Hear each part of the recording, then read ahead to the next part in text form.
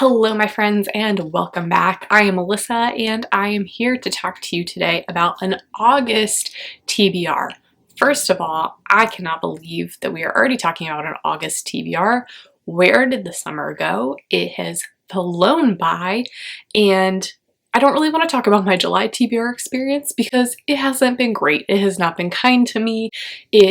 July absolutely beat me down. I just could not focus on reading, could not get anything done.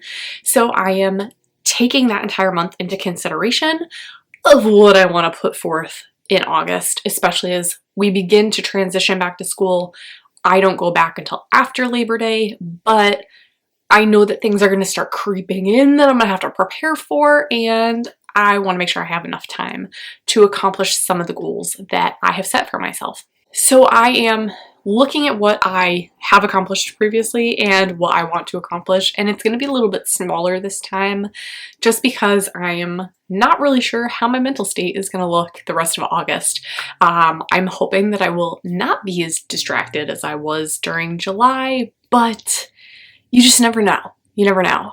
The good news is I can always add more books. Right? So that's probably what we'll end up doing if necessary, but I am going to start a little bit smaller this month, and that I think will make me feel a little bit better, a little bit more successful, where I kind of feel like trash after the July experience that was not good. All right, so I am going to take it a little bit back to the basics. I am going to be reading something that is nonfiction, but also covers a Pop Sugar reading challenge. I'm going to be reading a book club book for our Grading for Equity book club that we've been working on throughout the summer. And I'm going to do a YA, a middle grades, and an adult read. I think some of them also cover Pop Sugar, but I will clarify that. So without further ado, let's get into it and talking about my plans for August that are a little bit smaller and condensed. Up first, I'm going to talk about the nonfiction education part of it that I'm going to read this summer. So I am working right now on a Grading for Equity book club. It has been an incredible experience reading the first book. I learned a lot. I questioned myself a lot. And now I'm ready to take this specifically to my English language arts classrooms. This is going to look more at utilizing the strategies that we've talked about already and putting them into place within the classroom. It is called Pointless. It is the English Teacher's Guide to More Meaningful Grading, and it is by Sarah M. Zerwin. I have heard that she is a wonderful human being. She is still currently a teacher, I want to say in Colorado. Yes, that is accurate. And I'm hoping that what I have learned so far and we've talked about so far in our book club will now translate specifically to my own classroom and will give me some really great strategies to make grades more meaningful for all parties involved and that they just make sense for kids. So I'm really looking forward to this one and chatting with other educators about this book and how we can use it in our own classrooms. This next education book not only covers a Pop Sugar reading challenge, I think I chose the prompt that was something that I'm passionate about, and that is about getting kids to read and love reading and choice reading and all that great stuff. And I also won a Book Love Foundation grant, which was a huge, mind-blowing deal. I almost dropped the book. It was that exciting. So I saw, let me kind of show you and talk. I saw Penny Kittle and Kelly Gallagher. It was a week before COVID shut everything down. It was an incredible experience. They're amazing human beings.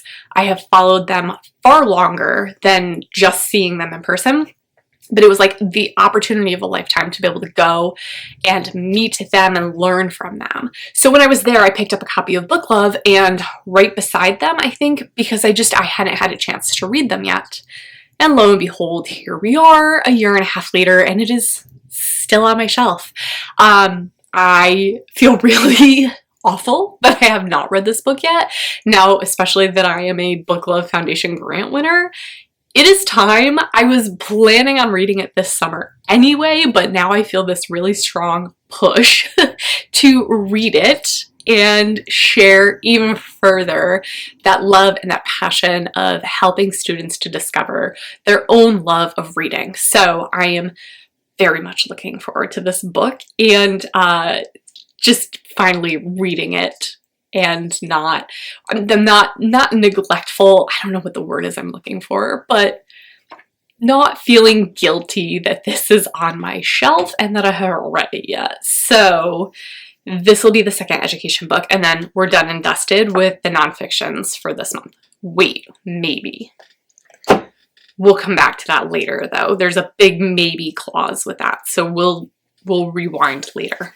For the middle grade book that I'm going to read, I'm going to tackle Ivy Aberdeen's Letter to the World. This is by Ashley Herring Blake.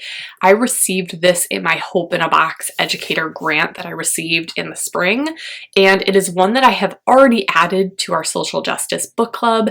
I think that it is going to be a really powerful read, and I am really looking forward to reading it and recommending it to students. This book is about Ivy Aberdeen, and she lives in a town. She's 12 years old, and she keeps this mysterious secret journal where it's a lot of graphic depictions, not like graphic violent or graphic inappropriate, but like just drawings and images that she keeps in a notebook of secrets of her own.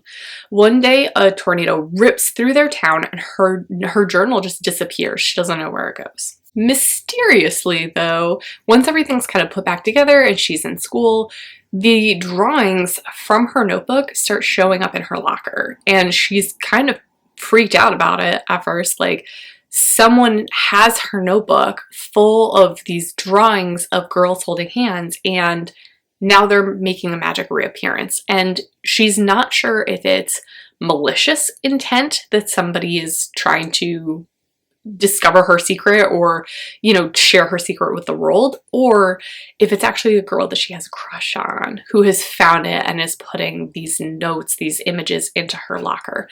So I think that this is probably going to be a really sweet read. I've heard nothing but absolutely truly amazing things about it, but this is what I'm going to read in August for my middle grades book.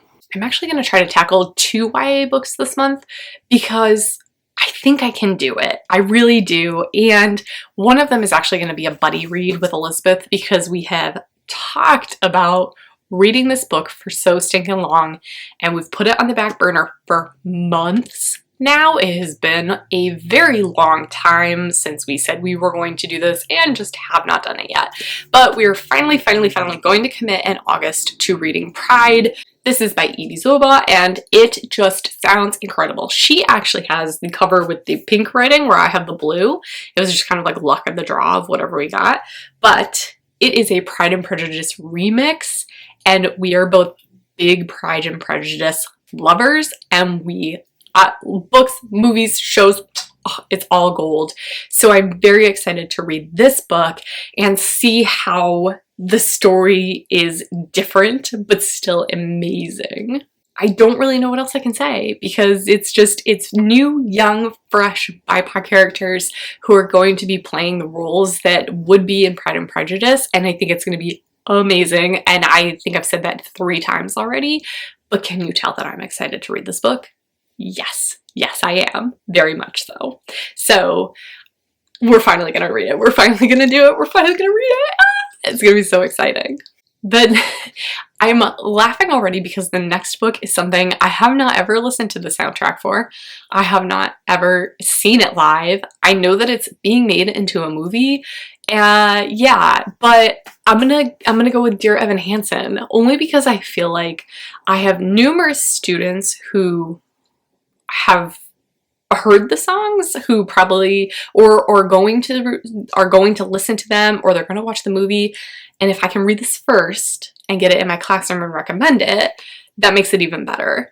I think that I'm using this as the Pop Sugar Reading Challenge prompt about there's something broken on the cover, but clearly there's nothing broken on this cover.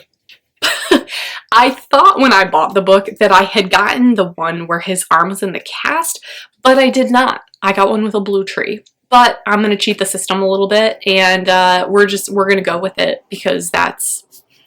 I needed something broken on the cover to fulfill a prompt, and in my head, this was it. So I'm sticking to it, and I'm going to read it and get it over and done with. Okay, so I really know absolutely nothing about this book. So there's something about a letter, and there's grief over the loss of a son, and I don't know, Evan is not invisible anymore, and just kind of like coming face to face with his greatest obstacle, which is himself. Oh, okay, so at the end it kind of sums it up a little better. There's a simple lie that leads to complicated truths. The stories about grief, authenticity, the struggle to belong in an age of instant connectivity and profound isolation. So I will probably read this and then furiously listen to the musical soundtrack.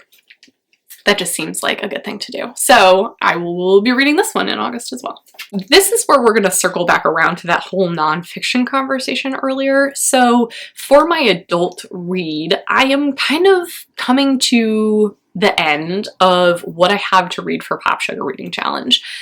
I don't even want to talk about what I have left from the July TBR right now. I need a break from that. Maybe I'll come back to it later. So instead I want to change tracks over to something that I think will be more interesting, more engaging, will keep my attention through August. And I have 2 copies actually of the Radium Girls. I have the adult version, and then I was gifted the YA edition from a student. So I like, part of me is like, just read the YA one because it's probably better. But at the same time I said I wanted to read an adult book, and I think it would be really cool to, I don't know, I guess I'll read the adult one and then I'll just throw the YA one on my shelf. It looks like it's super easy to read. It's not like overwhelming. The chapters are pretty short, so I think I will be okay doing the adult version. But if I get overwhelmed, I have the backup of the YA one. So, and I think it would be super cool. Maybe I should save this then for like September or October. How cool would it be to do a buddy read with a student and be like, hey, I'm gonna read the adult one, you read the YA one, and then we'll talk. Like, that would be so much fun to do. But I also just want to kind of clear this and get it on the shelf selfishly. So this is my adult book, maybe if I get to it. This book is basically all about radium and how young girls in the factories in World War I were exposed to it, and they were pretty much like glowing from the exposure to the radium. It does say on the back that it is a sparkling voice and a breakneck pace. So I think that there's real potential here to make this happen. All right, so this is my really small stack that I'm planning on reading in August, but I think that this is manageable. I think that it's interesting. I think that I'll be able to definitely handle this, where July's I got overwhelmed. There was just a lot happening there, and that's fine. That's life, right? This is short, this is sweet, it is fast and to the point. But if there are any books that you are also reading or you have already read and you want to share and comment and tell me about them, I would love to hear it. If you want to join Elizabeth and I on a buddy read, feel free. Just let us know. We would love to have you. And that is all I have for this video. Thank you so much for sticking around and watching. I truly appreciate every time that you view and then you message me or comment or communicate your thoughts about books that I'm going to read or reviews that I've had. It really means a lot to me. So please feel free to keep the communication going, and I will see you back here for a new video at some point in time. Bye!